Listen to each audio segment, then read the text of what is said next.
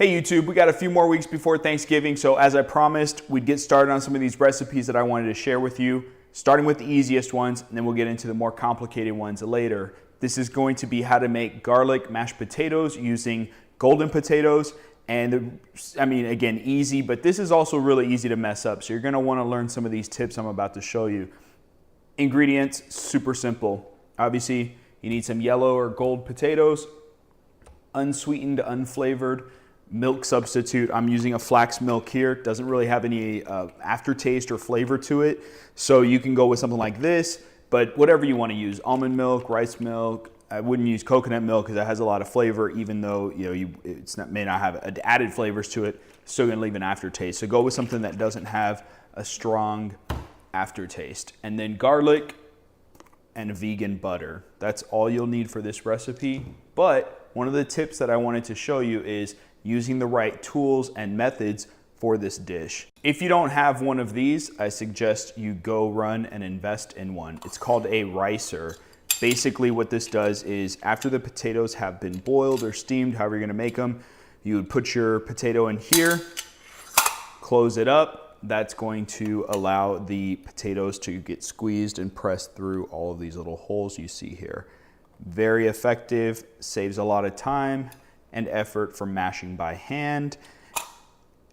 You don't want to use any type of blender or food processor for this recipe because that is going to end up or leave you with a really gummy or sticky end product, which is terrible. We don't want that. You also don't want to overmash. If you don't have a ricer and you're going to be doing this by hand, don't over mash the potatoes because that will also start to gum them up. Yellow potatoes, if I understand correctly, they have less starch than like a russet or a white potato. This is going to allow it to leave you with a more creamy mashed potato product versus if you use a different potato. But hey, I understand. You got to use what you got by all means. So let's get started on the actual process. All right, so now what we're going to do is we're going to go ahead and weigh out our potatoes. This I purchased is a 5-pound bag. But I'm not going to make 5 pounds of mashed potatoes, so I'm going to weigh out about 2 to 3 pounds, depending on, obviously, these are different sizes. So we want to stay between 2 and 3 pounds. That'll make it easier. So let's go and weigh those out.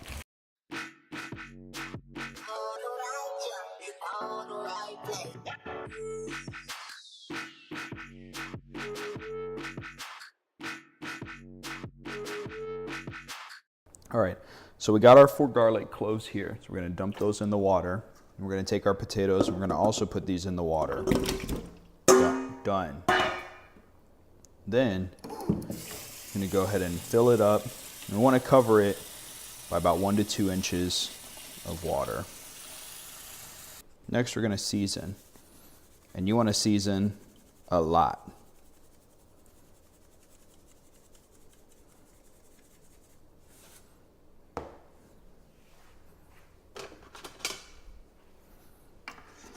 You basically want this water to taste like the ocean, salt water.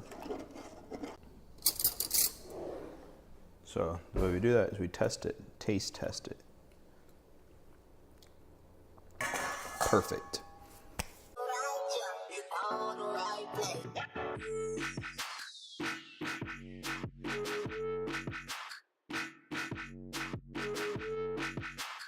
All right, so while we're waiting for our potatoes to come to a boil, I was going to let you guys in on another little tip, which is using white peppercorns. So if you can find these at your grocery store, I bought these in the bulk section of one of mine here in town. If you can get a hold of white peppercorn, they may even sell it in a jar, but it's a little pricey if you're not buying it in bulk, but definitely pick some up for examples like this. When you're making anything that is a light colored dish, and you don't want to add pepper or have that pepper flakes, specks kind of show through. You want it to look clean, but still have the flavor. White pepper is the way to go. These I just grind up with a mortar and pestle, but if you have a pepper grinder, you want to use strictly for white pepper, you can definitely do so. Tip brought to you by Sam Adams Oktoberfest.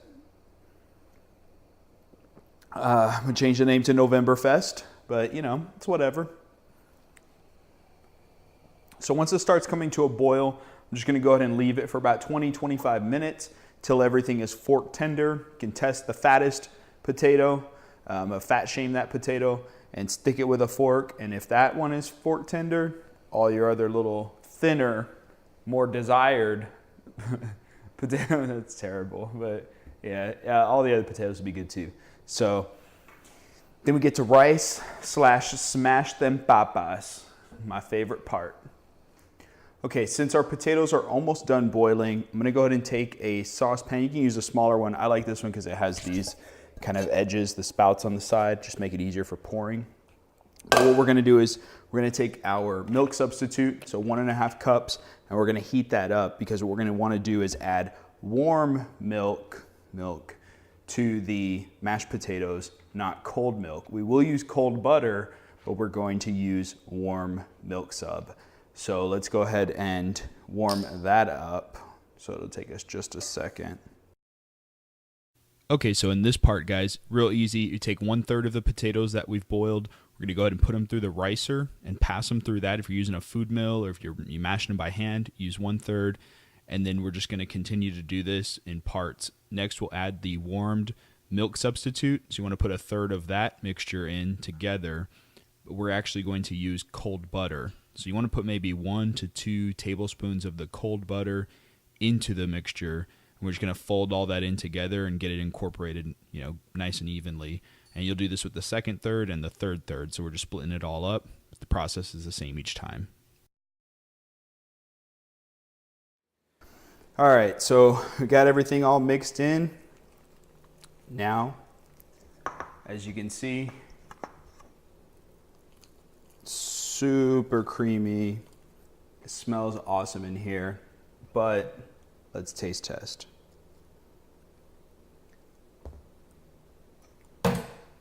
Oh yeah.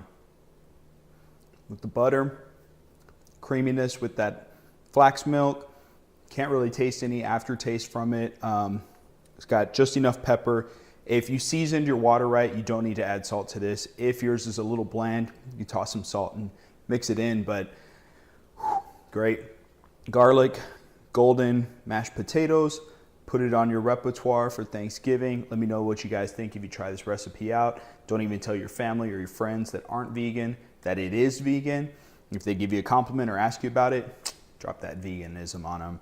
But it's really good. I'm gonna go ahead and grab myself a bowl of this.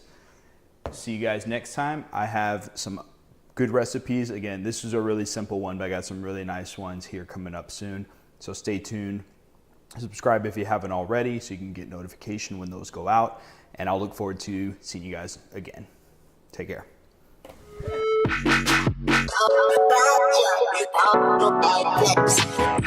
don't know me like that yet. You can't handle bass, then don't come to my set.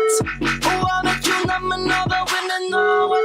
You know I got all the right junk in all the right places. I won't make you break your neck. Boy, don't fuck with me, you know I'm a high threat. I made it in Toronto, but they're singing in Tibet. I wish that my feet would stay down sometime.